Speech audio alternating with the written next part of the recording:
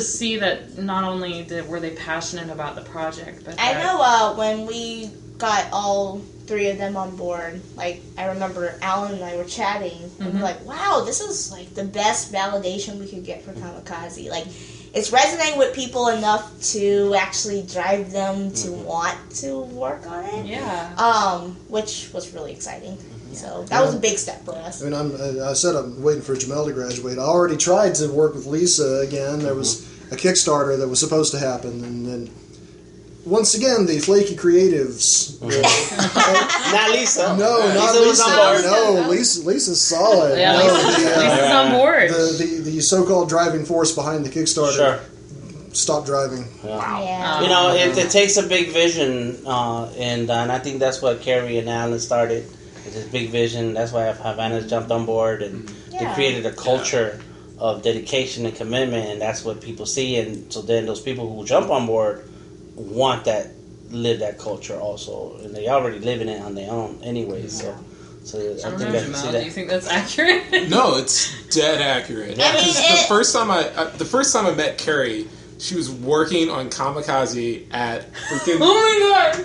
Urban Grind. Like, Urban Grind, yeah. The first time I ever like got to meet her, like she was just working on it, just like, and I was like, wow, this is pretty cool. And I remember I saw this man with this beautiful afro,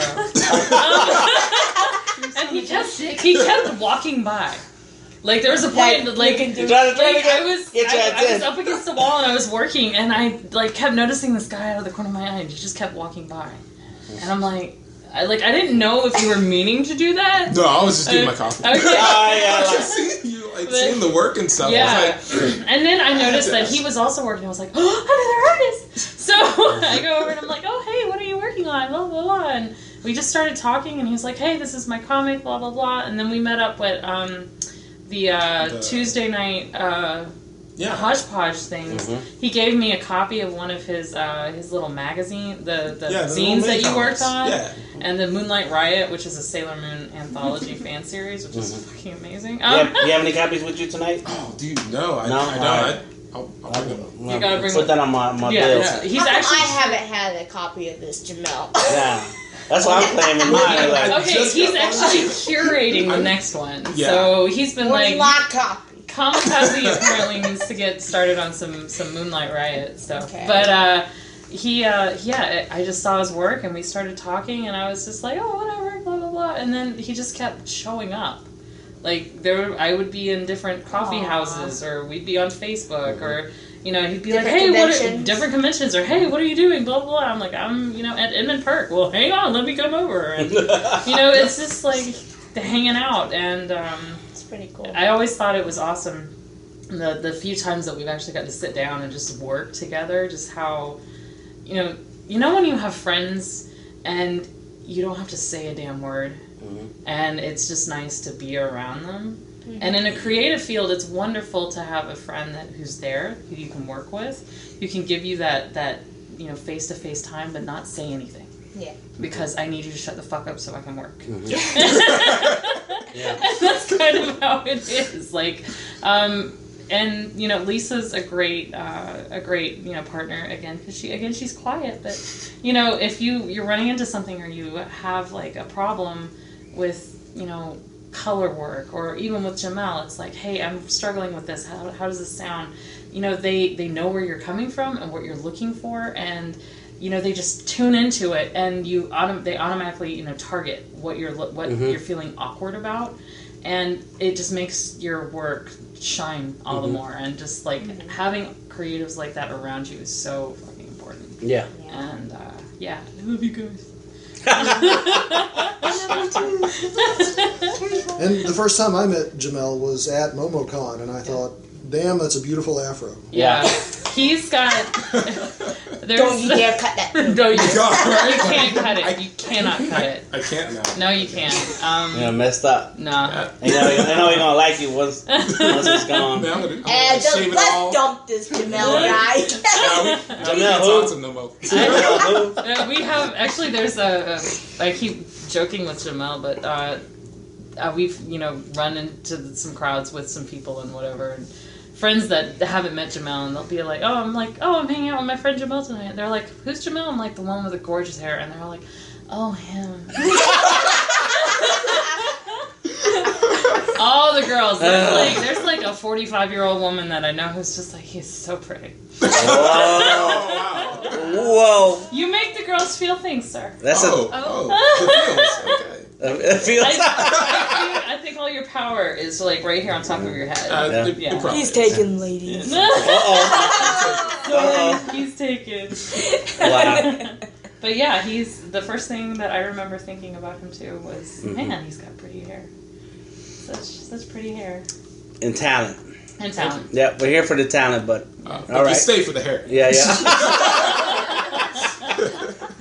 So here it is, early summer, and you spit out a draft. After you pitched the first idea, they said, can we start a little bit before that story? And so it took like a week or so, I think, to like bang out the story beats of what would become the hiatus story script. Yeah, I knew already it was going to be 8 pages. Jamel was like, "Nah, man, you can't do 12 panels on a page." So we did make a splash at one point. Yeah, expanded it a little. It turned into 10, didn't it? Yep. Yeah, 10. Yeah. 10 what? 10 pages. Oh, okay. Yeah. It was legit like 12 panels on a page. I was like, oh, okay. All right, well, we'll just expand this. Well, it's not like it was 12 crowd scenes, right. But yeah, I could see the point. Yeah. And that was like some more of the reticence of telling me, hey, we need to change this or that, because that's just what you tell writers. We need to change this or that. Yeah. And again, I was like, yeah, all right.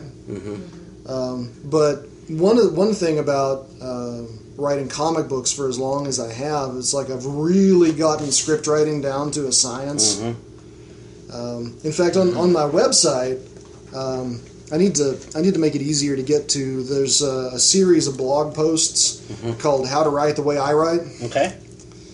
And they are phenomenal. And well, it just goes through the nuts and bolts of how to write a comic book script. I need to read that. Go ahead. Oh, they're phenomenal. So I don't care. Stop the podcast right now and just go look at it because it's wonderful. I need to put them all like have a separate tab or something for the whole series. I'm telling you need to. Did I spell that wrong? It's a J instead of a G. Oh. Dan, golly. Golly, Dan. We're gonna start calling. You know what? It's a Ringo. There's 2 G's next to each other. Yeah. And I'm into the way words look. And just type in "How to Write the Way I Write" and there. With your hands. That's how you write with the way I write. So he's got really good work there, and it's just phenomenal the way that he lays it out, and it's really helped actually me with my own comic writing. Okay.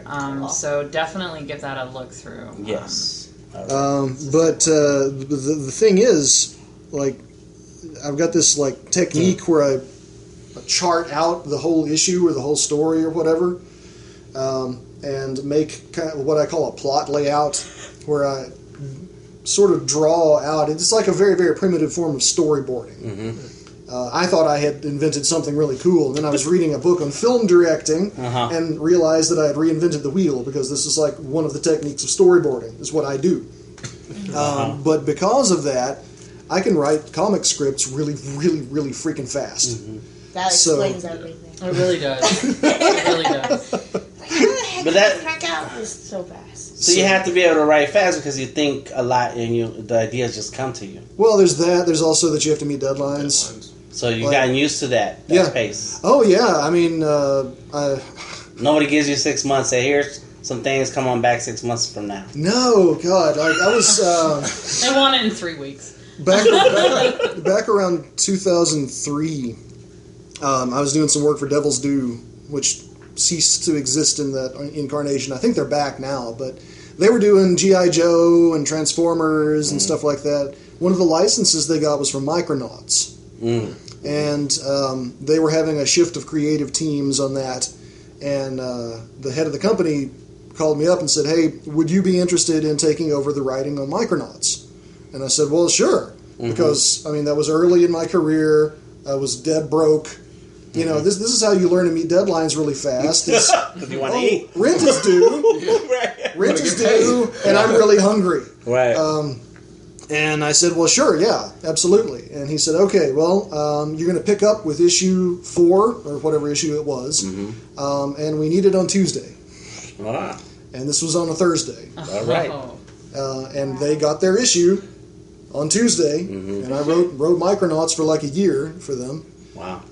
So yeah, once the team had signed off on the story for the hiatus project, I think I wrote the 8 pages in like 5 hours on a Sunday afternoon. Wow. Watching football, and eating nacho chips, and babysitting your nieces and nephew. It was so bizarre. Yes. A pro. The instant I got the email and I was like, oh my god, this guy's for real. I think I want to point out right now to anybody who's listening to the podcast is that this is the type of work and dedication that it takes for years to happen. You know, and one of the hardest things that I find artists and any creative person is how do you fit things into your schedule. And many years ago, I went to Dragon Con back when it was a small event. I've been here 20 years. Okay. All right, so I'd seen Dragon Con. I can't even walk downtown during that time of the year. Especially because I don't like a lot of big crowds. I don't like them breathing on me. Yeah. But or breathing them. Yeah, and I was walking through the halls and I couldn't get into the big paid areas, so I was hanging around the free areas. And this one kid, he was pushing his ash can, and it was awesome. For whatever the talent was at that time. And I said, what do you do? You're an artist? Is this what you do? And he's like, no, I have a job. I do this, I do that. And I said, well, when did you have time to do this book? And he says, you got to find time, man. You got to find time. And I was thinking, dang, I suck because, you know, I know I have time and I don't find the time, you know. And today, when I talk to artists, when I talk to people who want to make art their business, they have excuses about why they can't do something. And it's like, well, but you can't. It's impossible. I know that for even if you have a full-time job, it's only this many amount of hours. You know, you're a certain type of age, so you should be able to do certain things. I remember when I was that age. You know, and it's like there's time. You have to manage your time. Yeah. You have to find ways to make things happen. Yeah. And so that's. Anyways, I want to point that part out because it's a very important lesson. I think I'm the only one without a creative daytime job. I work 40 hours a week at a software company. I love my job, but I also I like working on Kamikaze. And the things that are fixed items on my calendar are my my 9 to 5 job. Right. I do Brazilian Jiu-Jitsu training, so that's part of it. But also, Kamikaze is a very important part of my calendar too. So when I'm scheduling other things, I gotta schedule around that. Like you got to schedule in the time to work on that thing. That means you keep a calendar. That is so freaking rare. And valuable. Yeah. Like because a lot of people always a lot of artists, and I've been guilty of this for a long time before Kamikaze was. I'll work on this story when I have time for it. Yeah. But you've got to just chisel out that time on your calendar and just work around it. Like, okay, you work on Kamikaze. I don't care how you feel that day. You might have had a crappy day at your job. You might have driving home. Somebody pissed you off. Let me tell you about this one story. So Havana goes to this Brazilian Jiu-Jitsu. She's part of a tournament, right? And she won a silver medal. Wow. Yeah. Awesome. So in her first tournament, so she goes to this tournament, and the last person who she goes up against just picks her up and slams her against the ground. Like I'm taking a video of this, and I'm so shocked I don't move the camera. So, but I saw her head do the bounce against the mat. So I'm thinking, oh my god, is she going to be okay? But she seems fine. Everything's great. And the next week, when she comes in and she's doing Kamikaze, she's like sitting over the guest like, oh. Like leaning over. Just in pain. She was doing the cleanup artwork with a concussion. Yes. I was gonna say. And with a full out concussion. I went to a doctor and everything. They confirmed I had a mild concussion. Sure. Nothing too like long term, but I remember